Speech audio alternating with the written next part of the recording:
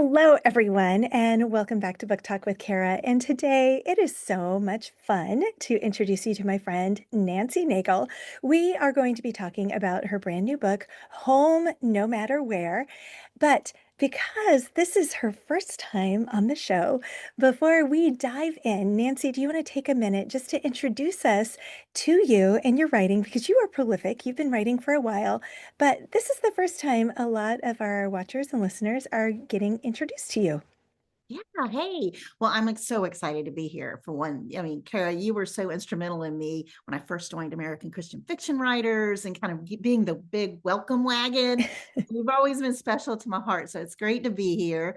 And, I write small town love stories. I write stories about community, uplifting stories, always happy stuff, even on the harder books that are a little more emotional. It still always ends with a happy note. And that all was inspired by a tough time that I was going through in my career.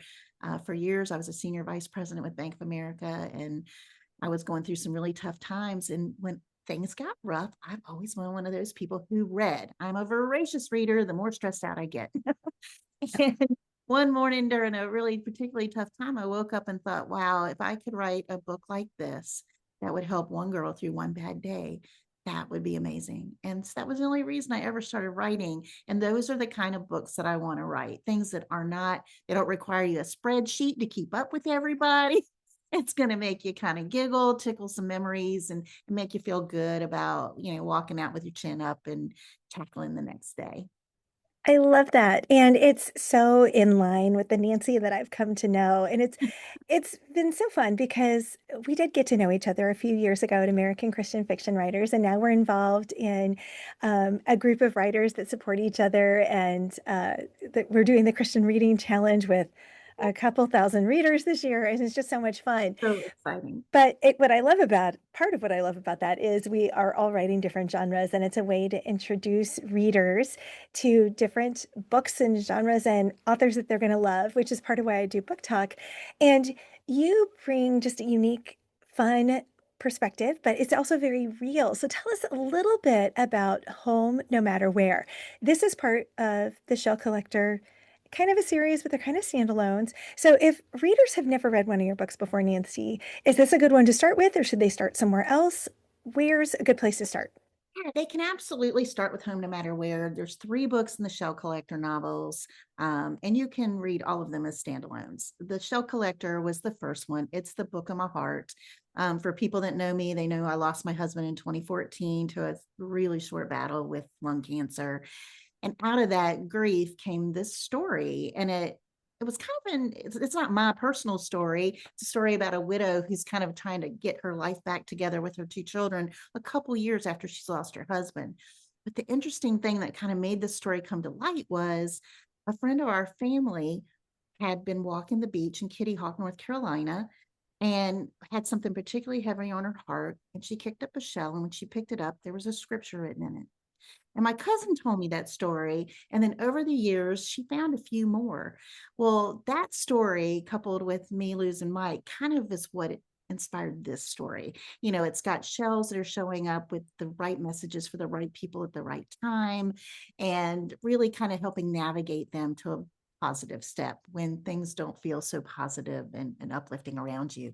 So that book is absolutely the book of my heart. It's a movie on Fox Nation. People can see it. They did a beautiful job with the story. One of my favorite Hallmark hunks is the hero, Christopher Russell.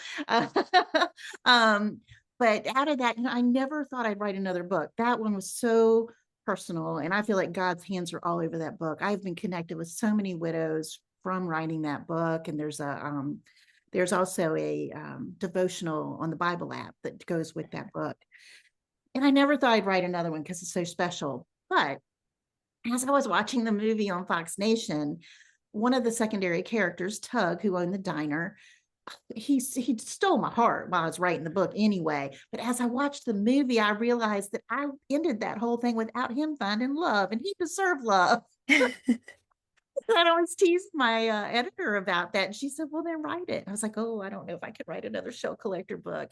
And she said, well, just pray about it and and see what happens. And so I did. I wrote To Light the Way Forward. It's a beautiful love story where Tug meets someone, and now we're on to the third one, and it is a more of a family saga. I've got a mom who's divorced and dealing with a really tough teenage situation, and we've all and we know those kind of things. And her coming back to Welks Island to stay with her mom through the summer to hopefully get her daughter on the right track. And she bumps into something even better while she's there. So they're all stories of healing in different ways and in different phases of life. But yeah. I love that. Well, and I love how um you wrote the one and you're like, this could be it. This Yeah, could be it. And totally. yet then it wasn't. And you realized, this other character needed his own story. And that's often what happens is one will raise his hand and go, don't forget about me. Don't forget about me. Well, and the interesting thing was when I did the second story, Tug, he's a senior citizen there. He's an old guy, and he's meeting this woman. It's in the midst of this huge hurricane. And one of the things that happens is this older woman who's, certainly can make her own decisions. Her daughter, who's in her late 40s, early 50s, is giving her trouble about it. Well, you need to come home. You can't be going down there during the hurricane. And she's like, I can make my decisions. But as we start getting older and our parents are getting older, there is this kind of shuffling back and forth of kind of your roles and who's the boss. Yeah. So there's some tension there. And I tried to make it as realistic as possible without people wanting to hate on that daughter, but it was real. And so in this third story, Nina is kind of being able to step forward, and people fell in love with her at the end of the story. They were kind of mad at her in the middle of the book. But at the end, you do love her. And now we get to see her kind of come full circle and find her own love story. So yeah, I think it's interesting how you never know where the next story is going to come from, because these are secondary characters. I mean, when I wrote Tug, the only reason I wrote him was to get information over to one of the other main characters in the first book. And then I kept falling in love with him. And then I gave him a parrot, and parrot's name is the wife because he wasn't married. And it just went silly and crazy there. I can so see that. So in Home No Matter What, it's in the title. So home clearly is part of the story. So what defines home for your characters? Is it just geography or is it something more that they're looking for? That's such a great question because, I feel like that's kind of the whole story, Home No Matter Where, is that it's not really a place. It's a Mhm. feeling. It's the people you surround yourself with. And I think it really comes home in this story. So is this one of those found family type of stories, or is it about the relationship between Nina and her daughter, or is it both? Is it more? You All know, of the above, right? yeah, Because there is real family in that. Nina's coming to her mom's house, the granddaughter's there. So it's real family, but it's also found family in those people that live in that community who are help her rise above all those problems that are happening that we have so little control over these days. Social media and phones and all that stuff can really blindside what you think is a really good, safe path for your kids. So yeah, so it's a little bit of both, which I think, like anything else, you have to be diverse in how you handle your life and your money and your kids and everything these days. And I love that idea that, we've got our family, but then there's found family. And I know when we moved, like after I graduated from college, I was in the DC area for the first 8 years, and that's where we had our first child and found family. I mean, we were creating family because we were so far from family. And Yeah. then here, we've got family an hour away, but again, we've created found family. And it's sometimes that can be even closer. Yeah. In some ways than the family you're born into. And then it can supplement when you have a really good family. And so seeing the way that you can have both and they can mirror and they can supplement and they can both have a really important place in our lives and both are important. They absolutely are. They really are. And they tie together so beautifully. Yeah. Sometimes you feel like family is kind of a got to have thing, and you forget that the found family, the people that are around you, can be just as big of a connection. And they want to be. Yeah. Sometimes I think we gyp people out of being part of our found family because we have here's the family tree, and we keep those little boxes around it. And I think we need to keep our hearts and minds open to that. Yeah. And you have created this charming community, the small town, beach town. Uh, what's like detail that you think makes this community just come to life? Because you were talking about like Tug and his parrot. So you excel at these details, but what do you think makes this community different and unique and something that readers really connect with? Well, it's a small coastal town, so it's not a busy hubbub tourist area, but it's really steeped in a lot of things that touch a lot of people. I mean, Tug's Diner, before it got blown away from the hurricane, it was a big mainstay of the area. And then in The Shell Collector, you meet Paul, who was a former Marine. I guess you're always a Marine, but and he's created this thing that's called the Paul's Town Resort, and it is like a kennel for your animals while you're traveling. And that's the outside of it. But also, he works on reuniting military working dogs, and he hires veterans to come in, and that's who works with these animals. And so he's very committed to not only the military but the area. And like they even give discounts if you come and visit your dog while he's in there, you're getting a discount for it. So everybody's kind of pushing everybody into doing the right things, and I love that. And there's those little subtle pieces throughout the story. When Amanda is trying to put her life together, she's starting a little business, and the kids are helping, and they're growing their own herbs, and there's just very simple things that I think all of us wish and want to reach back to, and sometimes we just don't have the time to do it, or we think we don't have the time to do it. And so I think that helps kind of give people that little tickle of, oh yeah, that'd be great. Yeah, I should do that. Yeah, yeah. Everything from playing with the plants to Yeah, working with the animals. Oh, that all sounds so fun. right, exactly. Yeah, it's what I want to do. Yeah, no kidding. Simple life, a simple life. So when you've got Nina and Kendra and you've got this relationship, um, is there a time when there's choices that are being made? And I just think about like I've got daughters and that relationship can be so special. Um, but even the best still has those moments. So what you know, is there something or some moment where you're like, okay, that part of the plot took a change or took a direction I didn't anticipate? Because I think sometimes readers think, as the author, we're controlling everything. Right, no, we're not. Not at all. Totally, man, wouldn't that be great? Yeah. It'd make our job so much easier. And yeah, so Kendra acts out a lot more than I intended her to in the beginning. And they've her parents have gone through a divorce. Now the dad's getting remarried. Now his plans are changing, and she's not the priority anymore. And so I found her acting out in a lot of ways that were never plotted in the beginning. And so yeah, it absolutely took a life of its own. And the hero in this story was just like a little tertiary character. He wasn't even a secondary character in the last book, but his name is Fisher, and he ex surfer, and has a little bistro on the beach, and just kind of a down home hippie kind of guy almost, right? But he and Kendra really become kind of kindred spirits. And of course, how they meet is her trying to buy liquor in his bar, and that's not going to happen. And little does she know, most of the people sitting at that bar are drinking cherry coke anyway. But and he rats her out, but they end up really finding a mutual respect and kind of a mentorship relationship, which is kind of cool because I didn't expect that going in. I kind of thought she and Tug, there'd be that kind of grandfatherly push from him. But yeah, the story took a whole lot of twists from where I thought I was starting. Yeah. I love that. And that relationship between her and Tug is so small town. And so everybody's looking out for everybody else in the best way. So is there like that first meet cute or reunion type of scene that you were like, oh, this just sets the tone. This is what people can expect for the rest of the book, or frankly, from a Nancy Naigle book, because you've written a lot.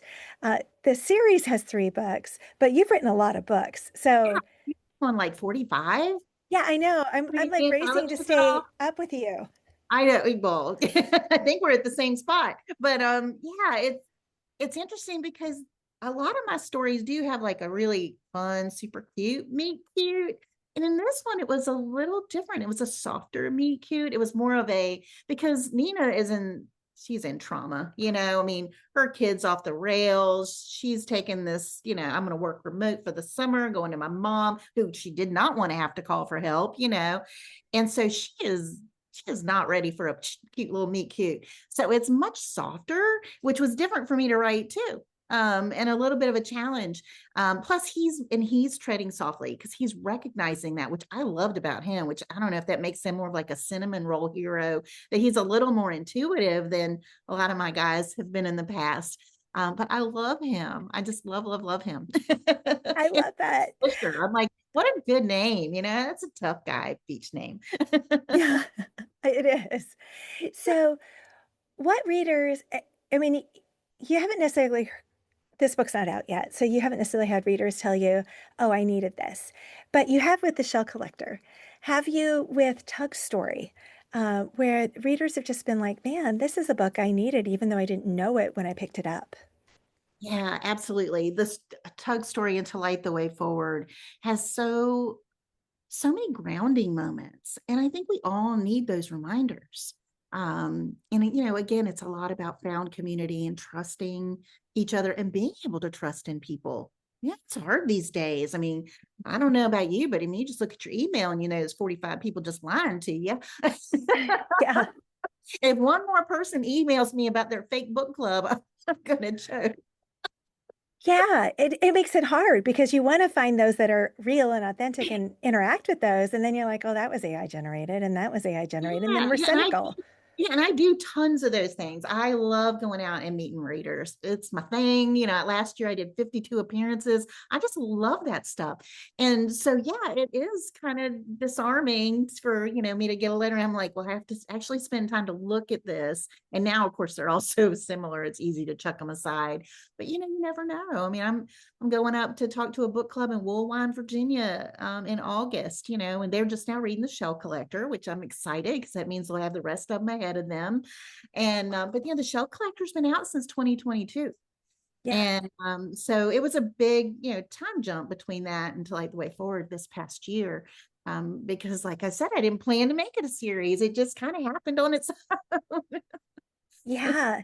Well, and I still remember at ACFW, and you were like, I have this book, and it's one book, and I don't know if anybody's going to want it. And I was like, let me introduce you to someone who can help you figure that out. I And know. And you were such a saint to do that. I mean, and he was great, man. He took me out and, kicked the doors open to all the big publishers. And it was exciting to have so many people be excited about that story because I knew in my heart it was the right story. And yeah, I don't yeah, think, I don't know if I can ever write anything as special as The Shell Collector.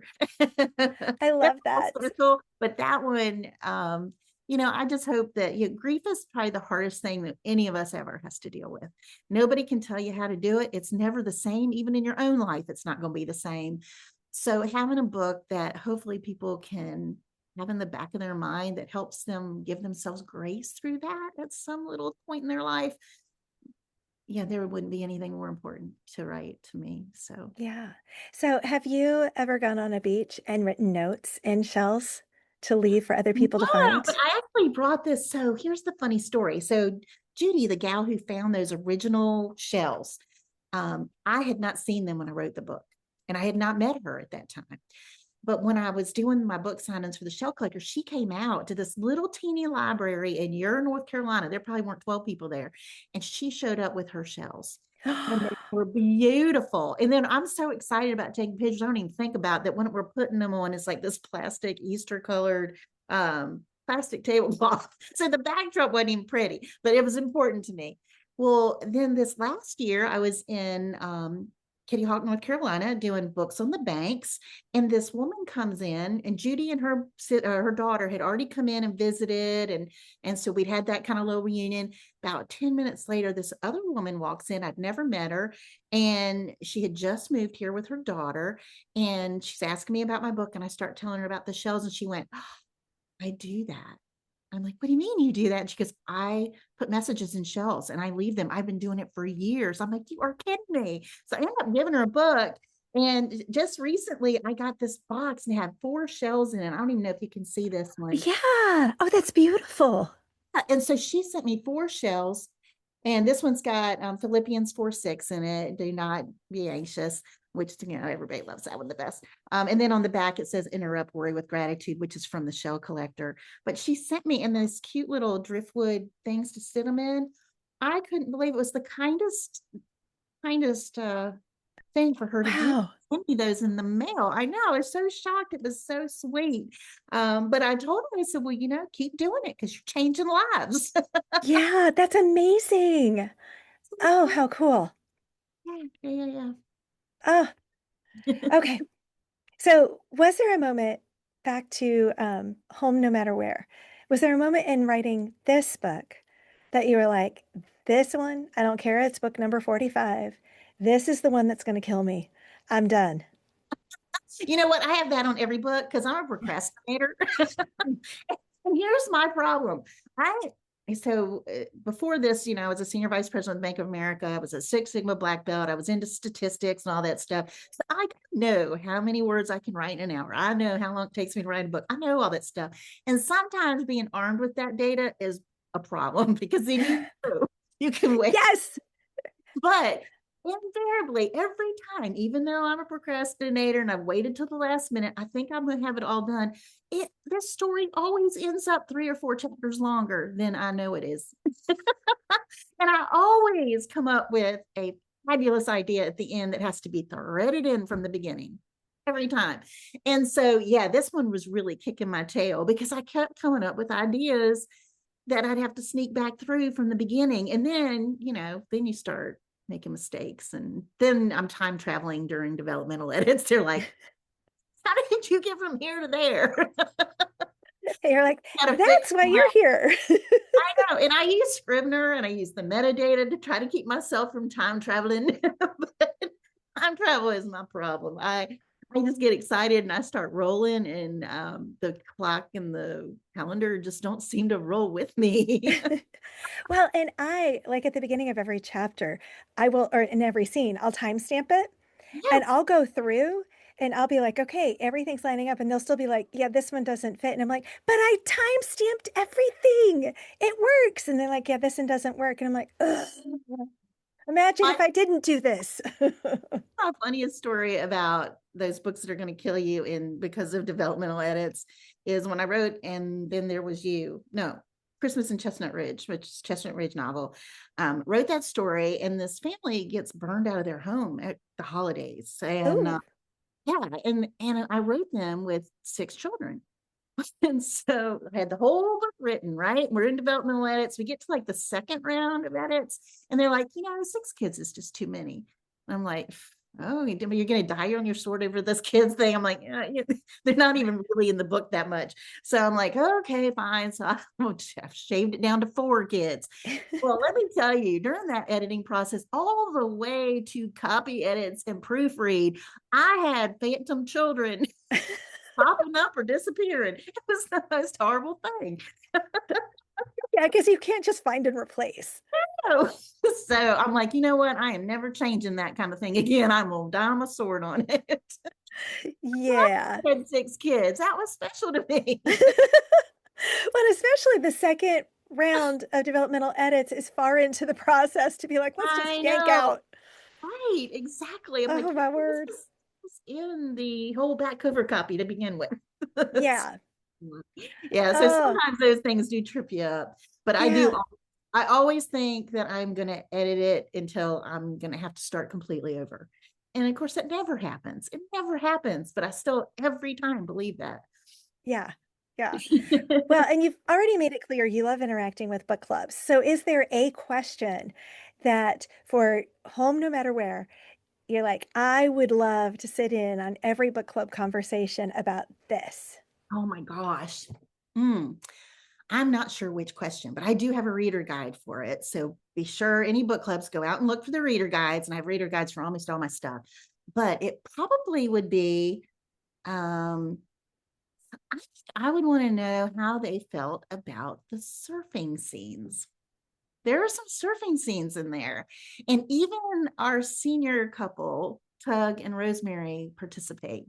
And I just wonder what people think, because it was just kind of it was, I don't even know how that came to be. And in fact, after I wrote it, I was like, I need to just take this out. And then there's something about it that I loved. And so I would like to know if it kind of lands on anybody else or not. Nobody else suggested I yank it, but because it was so left field, I don't even know where it came from. Oh, that's funny. Okay, so now the lightning round as we wrap up. What Oh, are what are three words for home no matter where's vibe? hmm. Believe, trust, and home. Oh, I like that. Is there a trope that you embraced and maybe one that you like chucked out the window as you wrote it? Friends to lovers, for sure. Okay. And readers who love this will love my book. Oh, wow. Oh, oh gosh. I don't know. That's a stumpier question. People that love, It's like oh, Nicholas Sparks. yeah. Well, I mean, like I could list like all my girlfriends, right? I mean, like Yeah. people who love Denise Hunter and I love this. Yeah. Yeah, I mean, because I read the people I love too, Miranda Leeson, and yeah, but as far as a specific book, I can't think of one right off the bat because it does combine, broken families, rebuilding family, found family, and the beach, and Yeah. just some things that aren't as yeah, just like the surfer guy and the hurricane restoration. There's a lot of stuff in there. Yeah. Yeah. No, I love it. And then this one might stump you too, but do you have a favorite line or a favorite scene? I do. My favorite scene, they end up, this is kind of before they really are kind of officially admitting they like each other. They end up at an art show at the beach, Oh, and they're looking at these beautiful driftwood art pieces, and one is a huge horse. And I actually almost bought one like this one time. It's so cool. But anyway, they find out through someone else at the show that it's actually Fisher who creates that driftwood art, but it's hidden, like nobody knows that he's doing this stuff. So yeah, that's one of my favorite scenes because it kind of makes him be a little vulnerable, you know, yeah. something that he kind of does just for himself, and he's not bragging about it. He's not telling people, and then they find out, and he's kind of like, oh, well, yeah, it wasn't gonna not tell you, So Yeah. I love that scene, because it showed a soft side of him. Oh, I love that. That's Very so natural cool. guy. Yeah, yeah, I like that. That's cool. Now, Nancy, where can people go to learn more about you and your books? On my website, nancynaigle.com. And, I'm on all the social medias, but your website is your home. We own that. We know what's out there. They can't shut us down. Yeah. and, and so that's always the first and most special place. Plus, I have lots of posts and freebies out there for folks so they can hear about kind of behind the scenes stories or what inspired a particular scene. There's recipes, there's coloring pages, there's all kinds of fun stuff out there. So that's where I would send everybody to my website. Awesome. Well, thanks so much for joining me today. It was so fun to talk with you about your books and Home No Matter Where, which releases in early May of 2026. Thank you so much for having me. I appreciate you.